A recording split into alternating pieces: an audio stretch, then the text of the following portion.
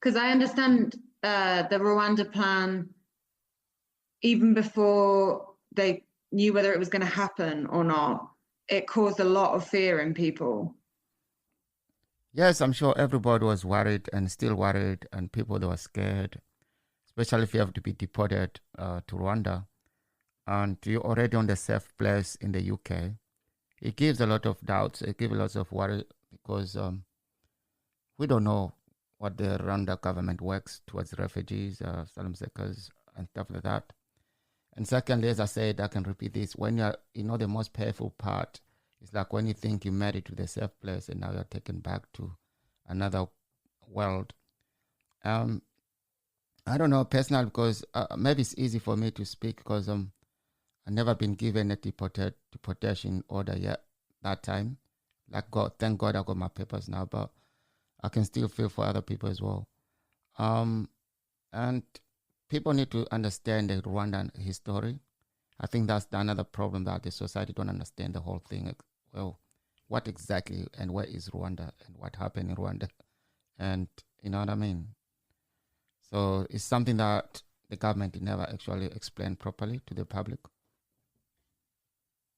Final question before we talk about the podcast a little bit, but what do you think what do you think people's misconceptions or understandings about people in the asylum system are? No, yeah, I think that one is like it's the government is not telling the truth.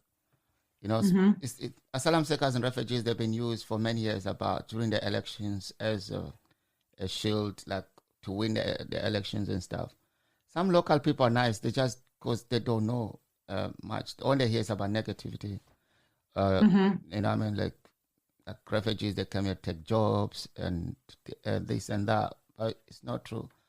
Like everybody, I don't think there's anyone who wants to leave his house really completely. Like we don't it's because there's some bombs and people get killed. You know, Mm-hmm. what I mean, and this is the safe place to be. So I think there's a more work on the public as well. But for me, I always also talk about as a lived experience that we also need to do our bit because I noticed that when I was in the asylum system, me I was get involved even when there's a local events. Even I don't know, it's just kind of part of that integration as well too. So sometimes it's good to put yourself there. If they don't like you, then you move on, you know. But sometimes Yeah. yeah, if you're given space to talk, you can explain yourself Yeah.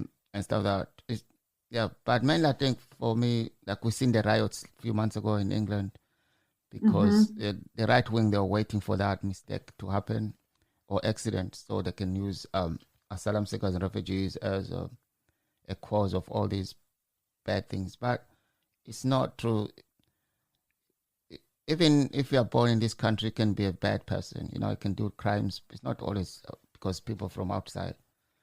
Yeah. It was unlucky that happens. You know, and said as well, they took it in the wrong way, Mm-hmm.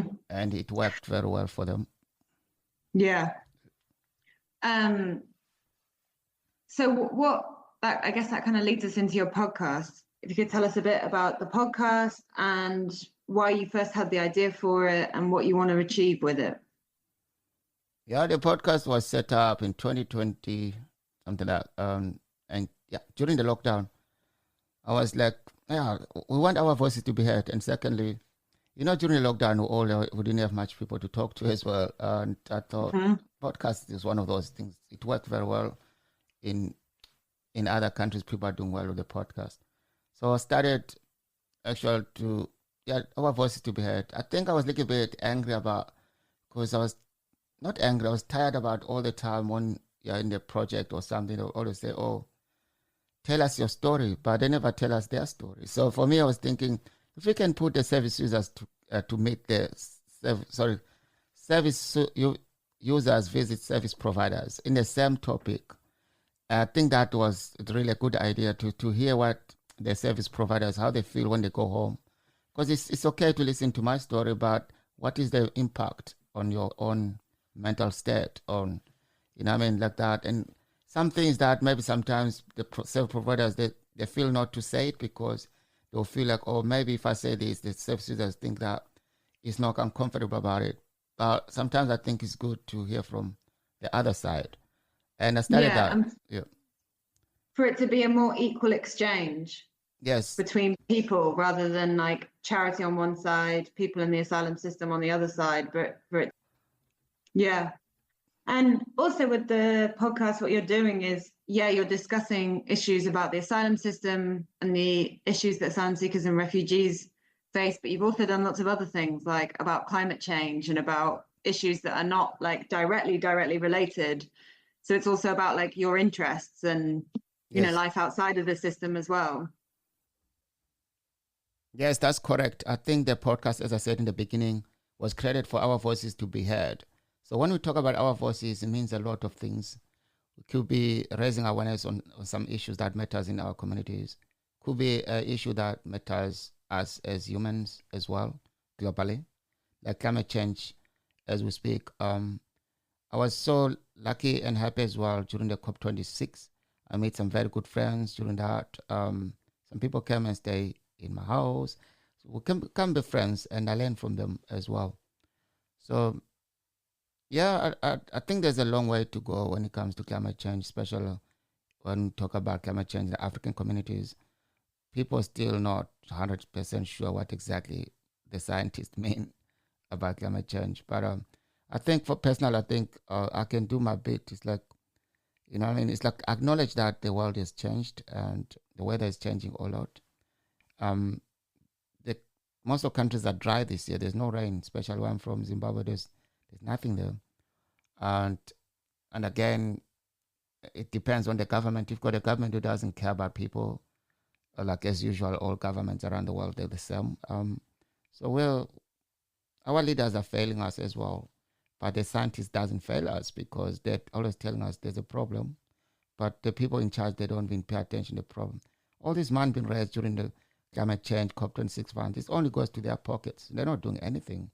People in villages, they have no boreholes. They have to buy water from another rich person and stuff like that. And the government sitting on top of the money that was given to the people to actual poverty to survive. But they're not doing it. You know what I mean? So I don't see we can actually win anything on climate change while you got some thieves and stuff that people don't care. So unfortunately, let's call it bad luck for Zimbabwe and other countries that they have horrible governments. It's not going to happen. And I just pray maybe one day it will change. But in the moment, I feel sorry and I don't know what to do myself as well because people are dying, animals are dying, and climate change is ignored. Someone's put the money in his pocket and he's living good. He's got a private jet, he's got houses all over in the world. He doesn't care about people. So until they start caring about people, maybe if we fight together against the nature and climate change, we might win. But in this time, in my own life, I don't think it will happen. And yeah, it's one of those conversations that I get upset when I hear people asking about climate change. While I know that something can be done, but someone is not doing it, and it can push your blood pressure up because we all here in the world passing by. So why you have to punish other people so evil, like so badly, sad. But let's hope the message goes around. I know many people, they might also wondering how to get around about climate change. It happens now. We're living in the world of technology. You can pick what you think it works for you, but let's do our bit as well and see what we can do to help the drought and all these disasters around the world. Donate money, £5 a month for some charity and stuff like that. I think that's one of the anything you can do. You know what I mean? But yeah, thank you so much, Anna, for asking that. Someone are closing by saying you can follow us on Spotify, Apple, Google, and Facebook. Zakruma We Talk podcast, and you can leave a comment as well nowadays on Spotify. So thank you for listening and share it with your friends and your networks.